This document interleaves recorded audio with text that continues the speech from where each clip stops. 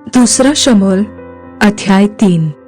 शाऊल के घराने और दाऊद के घराने के मध्य बहुत दिन तक लड़ाई होती रही, परंतु दाऊद प्रबल होता गया और शाऊल का घराना निर्बल पड़ता गया। दाऊद के पुत्र और हेब्रोन में दाऊद के पुत्र उत्पन्न हुए। उसका जेठा बेटा अम्नोन था, जो इज़रायली अहीनोअम से उत्पन्न हुआ था, और उसका दूसरा किलाब था, जिसकी माँ कर्मेली नाबाल की स्त्री अबीगैल थी। तीसरा अबशालोम, जो गशूर के राजा तल्मै की बेटी माका से उत्पन्न हुआ था। चौथा अदोनिया, जो हगीत से उत्पन्न हुआ था। पांचवा शपत्याह, जिसकी माँ अबीतल थी। छठवा यित्राम, जो एल्गा नाम दाऊद की स्त्री से उत्पन्न हुआ। हेब्रोन में दाऊद से ये ही संतान उत्पन्न हुई। अब्नेर का दाऊद के पक्ष में आना। जब शाऊल और दाऊद दोनों के घरानों के मध्य लड़ाई हो रही थी, तब अब्नेर शाऊल के घराने की सहायता में बल बढ़ाता गया। शाऊल की एक रखैल थी, जिसका नाम रिस्पा था। वह अय्या की बेटी थी, और इशबोशेत ने अब्नेर से पूछा, तू मेरे पिता की रखैल के पास क्यों गया? इशबोशेत की बातों के कारण अब्नेर अति क्रोधित होकर कहने लगा, क्या मैं यहूदा के कुत्ते का सिर हूँ? आज तक मैं तेरे पिता शाऊल के घराने और उसके भाइयों और मित्रों को प्रीति दिखाता आया हूँ, और तुझे दाऊद के हाथ पड़ने नहीं दिया। फिर तू अब मुझ पर उस स्त्री के विषय में दोष लगाता है। यदि मैं दाऊद के साथ परमेश्वर की शपथ के अनुसार बर्ताव न करूं, तो परमेश्वर अब्नेर से वैसा ही वरन उससे भी अधिक करे, अर्थात मैं राज्य को शाऊल के घराने से छीनूंगा और दाऊद की राजगद्दी दान से लेकर बरशेबा तक इज़राइल और यहूदा के ऊपर स्थिर करूंगा। और वह अब्नेर को कोई उत्तर न दे सका, इसलिए कि वह उससे डरता था। तब अब्नेर ने दाऊद के पास दूतों से कहला भेजा, देश किसका है?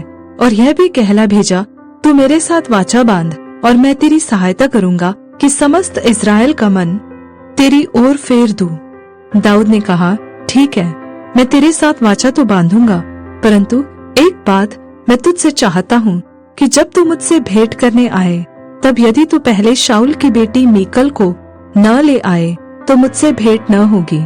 फिर दाऊद ने शाऊल के पुत्र इशबोशेत के पास दूतों से यह कहला भेजा, मेरी पत्नी मीकल, जिसे मैंने 100 पलिश्तियों की खलड़ियां देकर अपनी कर लिया था, उसको मुझे दे दे। तब इशबोशेत ने लोगों को भेजकर उसे लैश के पुत्र पलतीएल के पास से छीन लिया, और उसका पति उसके साथ चला और बहूरीम तक उसके पीछे रोता हुआ चला गया। तब अब्नेर ने उससे कहा, लौट जा, और वह लौट गया। फिर अब्नेर ने इज़राइल के पुरनियों के संग इस प्रकार की बातचीत की, पहले तो तुम लोग चाहते थे कि दाऊद हमारे ऊपर राजा हो, अब वैसा ही करो, क्योंकि यहोवा ने दाऊद के विषय में यह कहा है, अपने दास दाऊद के द्वारा मैं अपनी प्रजा इज़राइल को पलिश्तियों वरन उनके सब शत्रुओं के हाथ से छुड़ाऊंगा। अब्नेर ने बिन्यामीन से भी बातें की। तब अब्नेर हेब्रोन को चला गया कि इज़राइल और बिन्यामीन के समस्त घराने को जो कुछ अच्छा लगा वह दाऊद को सुनाए।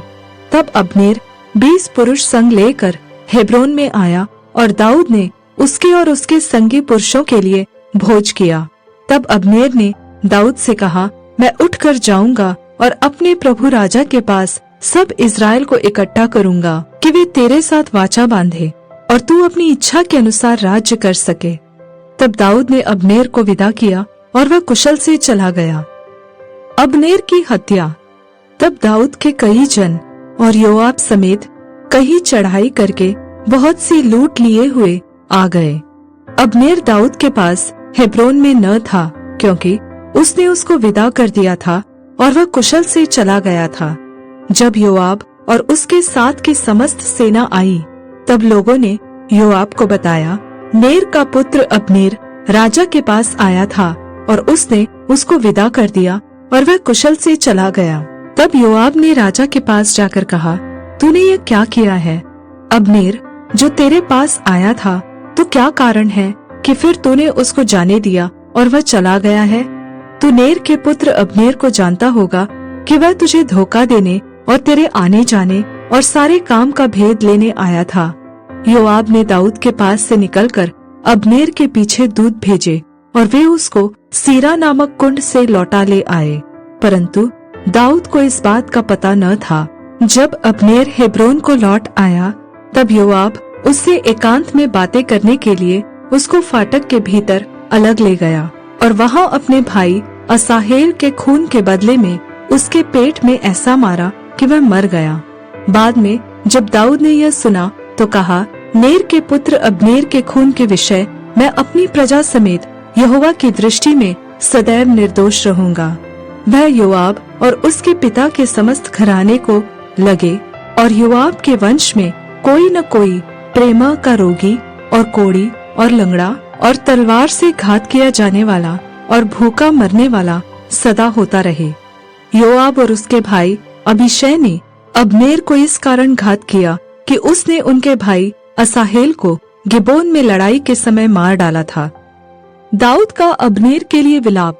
तब दाऊद ने योआब और अपने सब संगी लोगों से कहा, अपने वस्त्र फाड़ो और कमर में टाट बांधकर अब्नेर के आगे आगे चलो।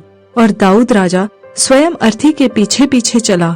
अब्नेर को हेब्रोन में मिट्टी दी गई और राजा अब्नेर की कब्र के पास फूट फूट कर रोया और सब लोग भी रोए।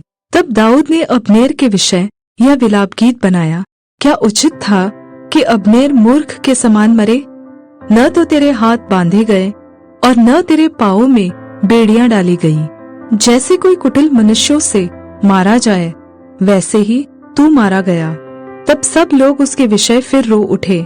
तब सब लोग कुछ दिन रहते दाऊद को रोटी खिलाने आए। परंतु दाऊद ने शपथ खाकर कहा, यदि मैं सूर्य के अस्त होने से पहले रोटी या और कोई वस्तु खाऊं, तो परमेश्वर मुझसे ऐसा ही वरन इससे भी अधिक करे। सब लोगों ने इस पर विचार किया और इससे प्रसन्न हुए। वैसे भी जो कुछ राजा करता था उससे सब लोग प्रसन्न होते थे। अतः उन सब लोगों ने वरन समस्त इस्राएल ने भी उसी दिन जान लिया कि नेर के पुत्र अब्नेर का घात किया जाना राजा की ओर से नहीं था। राजा ने अपने कर्मचारियों से कहा, क्या तुम लोग नहीं जानते कि इस्राएल में आज के दिन एक प्रधान और प्रतापी मनुष्य मरा है? और यद्यपि मैं अभिषिक्त राजा हूँ, तो भी आज निर्बल हूँ और वे सरूया के पुत्र मुझसे अधिक प्रचंड हैं। परंतु यहोवा बुराई करने वाले को उसकी बुराई के अनुसार ही बदला दे।